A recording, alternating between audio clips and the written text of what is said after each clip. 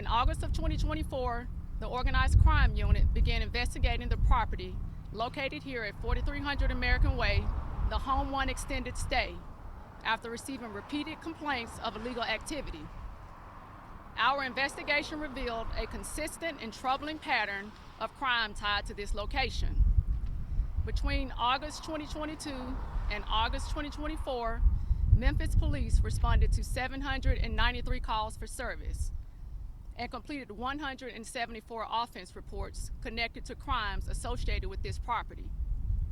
During that time, officers made more than 44 arrests, including arrests for aggravated assault, narcotics felonies, weapons violations, and murder. Investigators also documented 39 overdoses at this location.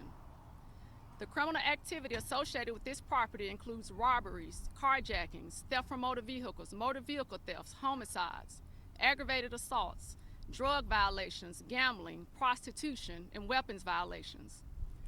On October 23, 2024, MPD's Organized Crime Unit executed multiple search warrants during a nuisance closure operation here.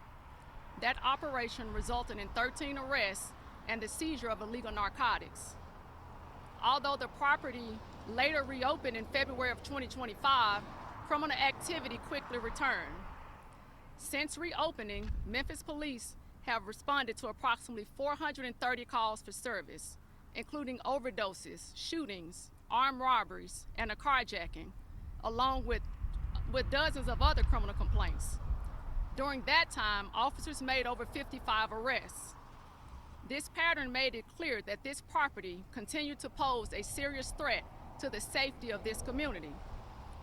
Today's actions demonstrates our commitment to working with our partners to address locations that repeatedly contribute to crime in our neighborhoods. I want to recognize the detectives and officers of the Memphis Police Department, our partners with the District Attorney's Office, the City of Memphis, and our legal team. The Memphis Police Department's goal remains simple: to sustain the gains we've made by continuing to address locations like the one we're standing at today, so the people of Memphis can live and work in safe neighborhoods. Thank you. At this time, we'll take one-topic questions. Raymond Coach, I see that officers have made some arrests today. Can you speak to some of the arrests that have been made and any additional arrests that we could see from this operation today? Right now, that's an ongoing investigation.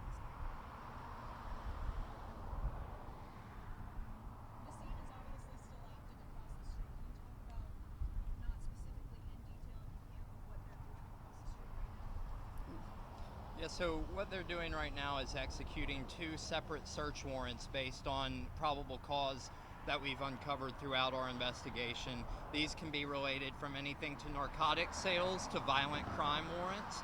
And so right now, the police department is checking individuals for warrants and checking rooms that we've obtained search warrants for.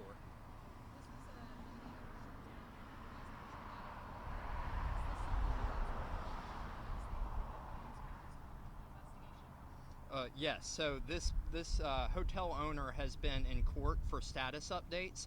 So when we do these nuisance closures, 5 days after we close them down, there's normally a court date where the nuisance property owner will appear in court and talk about why they believe they should be able to reopen.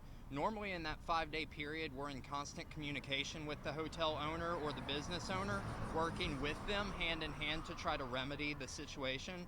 Of course, we want to have businesses thriving in Memphis. We don't want to be permanently closing businesses down. In this case, we had that conversation. We came up with a laundry list of items for them to fix. They're under currently a memorandum of understanding, which our position is that they have violated based on repeated criminal actions at this location. And so for that reason, we're seeking a permanent closure of this location now.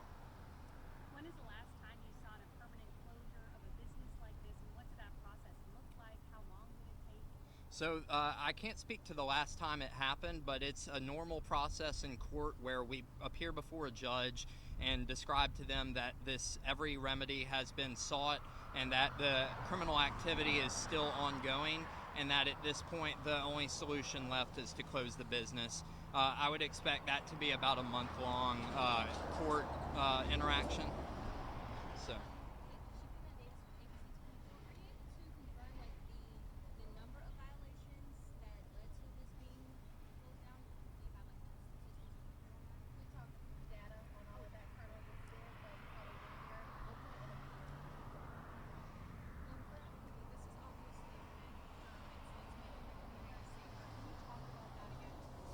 So when we talk about making the community safer, we're talking about restoring order, making sure that individuals can walk in their neighborhoods and feel safe, and that businesses like the ones we're standing in front of now can operate without fear of criminal activity. One thing I'd like to add to that effect, you can read about this incidents happening and you can look at these incidents on a piece of paper. One thing that really resonated with me today is immediately upon our arrival here, you'll see all these neighboring businesses around here, all of their owners are standing outside. And the one message that these owners have said was thank you, and that we hope that this closure is permanent. These business owners essentially are losing business because of this hotel. I've just been told stories about overdoses on the front steps of these businesses, people coming in bleeding, multiple trash all over the business lots, and that their businesses are really struggling. So our goal is really to provide these businesses with a safe place to do business and attract people.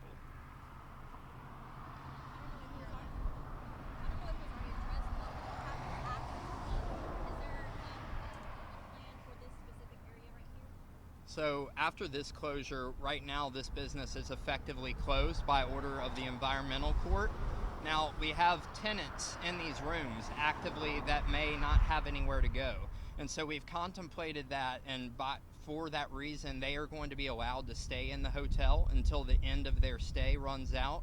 We've told the business owner they're not allowed to renew any new hotel rooms. So effectively we're going to phase out this business to where they're not able to take on any new clients. Thank you. Approximately how many units? Dozens? I'm not able to speak to that right now. Thanks. Thank you.